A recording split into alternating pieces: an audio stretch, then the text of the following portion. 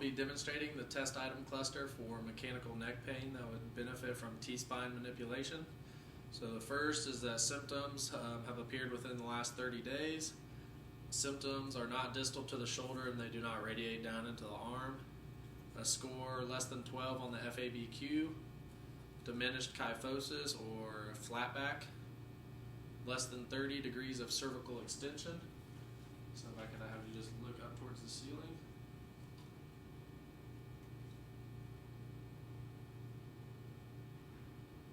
Alright, she has 40. And also looking up like that does not make her symptoms worse. I'll be demonstrating the test item clusters for full thickness rotator cuff tear as well as silver chromium impingement. So infraspinatus test and painful arc, they go towards both test item clusters. So painful arc, I'm going to have the patient raise their arms up to the side like this. Any pain with that? Nope.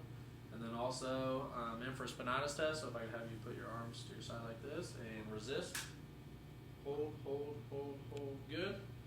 So then also for impingement is the Hawkins-Kennedy test. So I bring the patient up into this position and then I'll apply a directly downward force. Any pain with that? Nope. And then for rotator cuff tear, I'll do drop arm test. So I bring the patient's arms up to the top and then let go. Tell them to control those down. I'll be explaining the test item cluster for mechanical neck pain that would benefit from C-spine manipulation. So the first is an initial score on the neck disability index of less than 11.5. Also, if they have bilateral movement patterns of the C-spine, if they are not performing sedentary work less than 5 hours per day, if they feel better when moving the neck in any direction. Cervical extension does not make their symptoms or their pain worse, and having a diagnosis of spondylosis without radiculopathy. I will be performing the test item cluster for cervical radiculopathy. So the first is a positive Sperling's test. So I'll come behind the patient and I'll apply a directly downward force. No pain, I'll move them into extension. Direct downward force, nothing there. Extension and ipsilateral rotation towards the involved side, straight downward force. While I'm here, the next one I can perform distraction, pull straight up, and that should relieve her symptoms. And then also while I'm here, if they have less than 60 degrees of cervical rotation, so if I could have you look towards the right.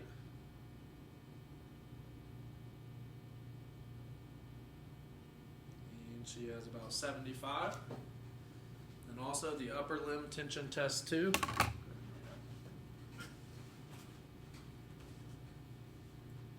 Shoulder depression, shoulder abduction, external rotation, extension of wrist and fingers, and then slowly extend at the elbow and look away from me, or side bend your head away from me.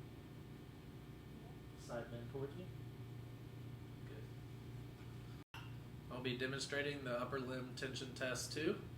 So I'll take the patient's involved arm and I'll depress the shoulder, abduct to 90 degrees, elbow flexed, external rotation, wrist and finger extension, then I'll slowly extend at the elbow.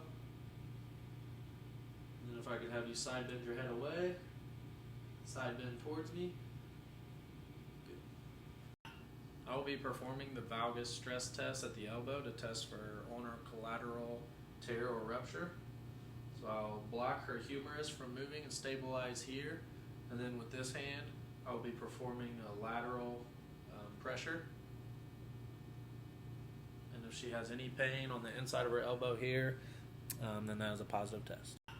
I will be demonstrating the O'Brien's test or the active compression test, which tests for either a labral tear or AC joint dysfunction. If I could have you flex your arms to 90 degrees, horizontally adduct, flip your thumbs over, then I apply a directly downward force here, and then the next step, I have her flip her hands over, same position, another direct downward force, and that is the O'Brien's test. I'll be demonstrating the elbow extension test, which tests for elbow fractures. So I'll have the patient in this position and have them extend their elbows all the way, and if they cannot, that's a positive test. So go ahead. Okay, so if she could not get all the way, or if she was point tenderness over the electron process, that's positive for a fracture. I will be demonstrating the biceps load test 2. So for this, I'll bring the patient's arm into abduction, external rotation, supination of the forearm with the elbow flexed, and then I will tell the patient to try to touch the top of their head, and I will resist them.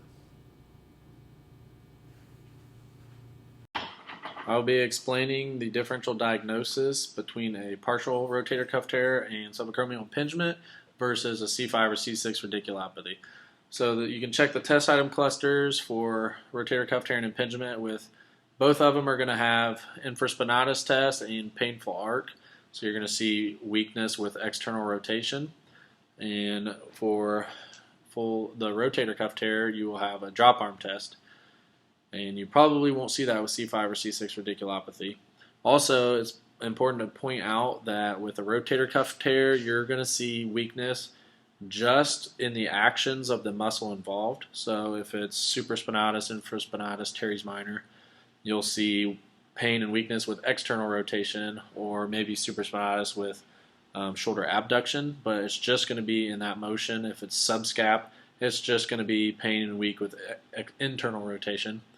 So moving on to radiculopathy, you're going to see maybe pain, weakness, numbness and tingling. The weakness and pain is going to be, well, the weakness is going to be more so globally. So any muscle that's innervated by C5 or C6, whichever nerve level is involved, you're going to see weakness in all of those muscles. So you may see weakness with elbow flexion, shoulder abduction, internal rotation, external rotation, because all of those muscles are involved, whereas a rotator cuff tear is just going to be specific to that muscle. Also with radiculopathy, you're going to see the numbness and tingling in that dermatomal pattern.